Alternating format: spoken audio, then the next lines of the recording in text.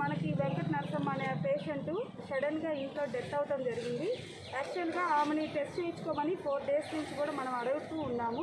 కానీ వాళ్ళు ఏంటంటే టెస్ట్కి రిజిస్ట్ చేశారు.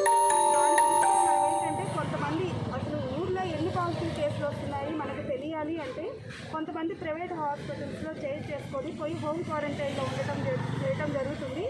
దాన్ని దృష్టిలో ఉంచుకొని ప్రైవేట్ హాస్పిటల్ డాక్టర్స్ కూడా మీ దగ్గర చేసిన టెస్ట్లో ఏవైనా పాజిటివ్ కేసులు వస్తే కొంచెం మాకు గవర్నమెంట్ వాళ్ళకి ఇన్ఫర్మేషన్ ఇవ్వాలి అని వాళ్ళకి తెలియజెప్పడం జరిగింది.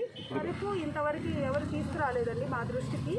ఈరోజు మండల్ టాస్క్ ఫోర్స్ టీమ్స్ తరఫున ప్రైవేట్ హాస్పిటల్స్ అనేవి విజిట్ చేస్తున్నాము.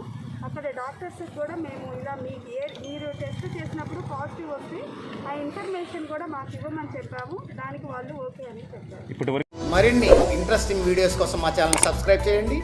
పక్కనే ఉన్న బెల్ ఐకాన్ని టచ్ చేయండి. మా వీడియోస్ కనుక మీకు నచ్చినట్లయితే లైక్ చేయండి, కామెంట్ చేయండి మరియు షేర్ చేయండి. Thank you viewers.